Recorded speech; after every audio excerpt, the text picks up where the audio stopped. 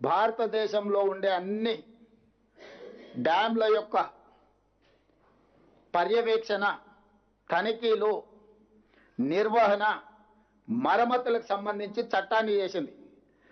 ఈ చట్టం నిబంధనలను అమలు చేయడం డ్యామ్ యజమానుల చట్టబద్ధత బాధ్యత.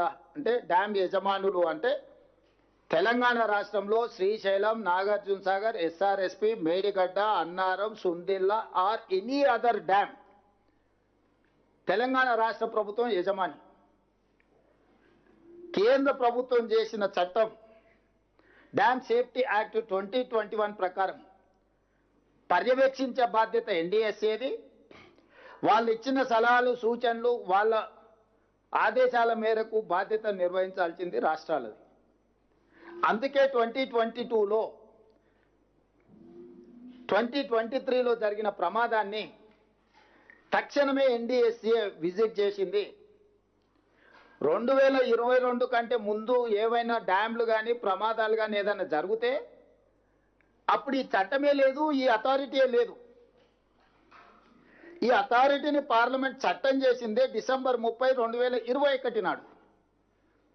అది అమల్లోకి వచ్చి వాళ్ళ క్షేత్రస్థాయిలో పనిచేయడానికి ఎక్కడైనా ఒక చట్టం చేసిన తర్వాత అమలు చేసి క్షేత్రస్థాయిలో దాని ఆఫీసర్లను ఎగ్జిక్యూటివ్ ఆర్డర్స్ ఇచ్చుకోవడానికి కనీసం 3-4 నెలలను పడుతుంది కదా. సో 2022 నుంచి పనులు ప్రారంభించి 2023 అక్టోబర్లో తెలంగాణలో జరిగిన మేడిగడ్డ బ్యారేజ్ యొక్క ప్రమాదాన్ని వాళ్ళు తక్షణమే విజిట్ చేశారు.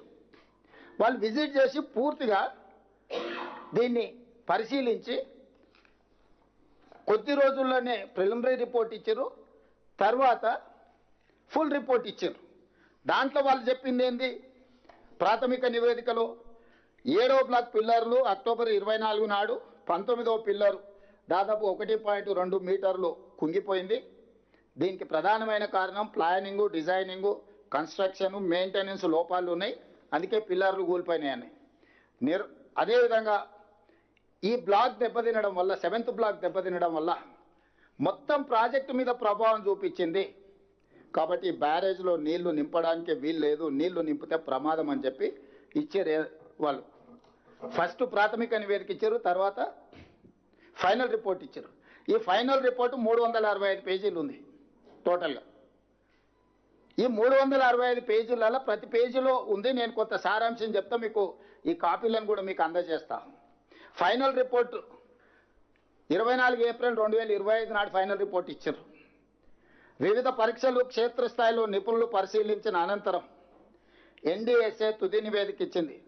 అందులో మేడిగడ్డ, అన్నారం, సుందిల్ల బ్యారేజు నీటి నిల్వకు అనుకూలం కావని తేల్చి చెప్పింది.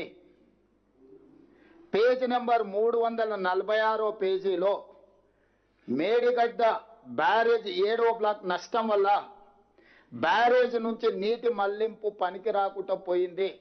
ఈ నివేదికలో 346 పేజీల స్పష్టంగా 7th బ్లాక్ డ్యామేజ్ అవ్వడం వల్ల నీటిని నింపడం కానీ నీటిని మళ్లించడం కానీ కుదరదు. దీనివల్ల మొత్తం ఎంటైర్ మేడిగడ్డ బ్యారేజ్ దెబ్బతిన్నదని చెప్పింది. 352 పేజీలో అన్నారం బ్యారేజ్ తీవ్రంగా దెబ్బతిన్నది, నీటి మళ్లింపు సురక్షితం కాదని చెప్పింది. 356 పేజీలో సుందిల్ల బ్యారేజ్ తీవ్రంగా దెబ్బతిన్నందున నీటిని మళ్లించడం సురక్షితం కాదని చెప్పింది.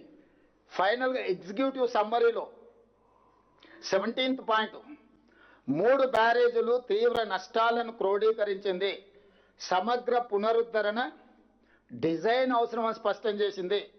మొత్తం బ్యారేజ్ పటిష్టత, భద్రతపై సమగ్ర అంచనా వేసి ఇప్పుడున్న దుస్థితిని అరికట్టడానికి తక్షణ స్థిరీకరణ చర్యలను కూడా సిఫార్సు చేసింది ఇందులోనే.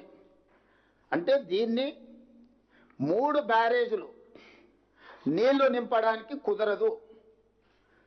ఈ బ్యారేజీల నిర్మాణంలో చాలా లోపాలు ఉన్నాయి, వీటిని సరిదిద్దడానికి కూడా వాళ్ళు ఒక స్ట్రక్చరల్గా సజెషన్స్ ఇచ్చారు. ఏ విధంగా నిపుణులు అపాయింట్ చేయాలి, ఏ సంస్థలతో భూసార పరీక్షలు చేయించాలి, ఏ సంస్థల ద్వారా ఈ ప్రాజెక్టు యొక్క నాణ్యతను ఏ రకంగా చేయాలనో వాళ్ళు కంప్లీట్గా ఇచ్చారు. చివరిగా ఇంకే మాట ఏమన్నారు, పునరుద్ధరణ డిజైన్లు, రిపేర్లు, ఇతర పనులన్నీ ఎన్డీఎస్ఏ లేదా సిడబ్ల్యూసి ఆమోదంతోనే చేపట్టాలని ఎన్డీఎస్ఏ సిఫార్సు చేసింది. నువ్వేది చేయాలన్నా మీ దగ్గర అపర మేధావులు ఉండొచ్చు, 80,000 పుస్తకాలు చదివిన వాళ్ళు ఉండొచ్చు,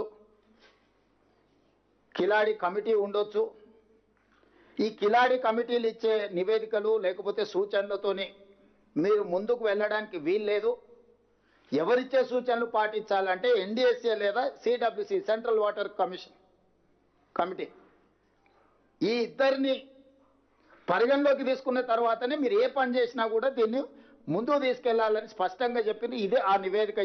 ఈ మొత్తం నివేదిక 365 పేజీలలో ఇచ్చిన నివేదికలో మొత్తం కూలంకషంగా సారాంశాన్ని మొత్తం వడబోసి సమస్యలతో పాటు సమస్యల పరిష్కారానికి అవసరమైన సూచనలు అన్నిటిని కూడా ఇచ్చింది. దీన్నే బైబిల్, దీన్నే ఖురాన్, దీన్నే భగవద్గీతగా భావించి తెలంగాణ సాగునీటి పారుదల శాఖ తూచా తప్పకుండా ఎక్స్పర్ట్స్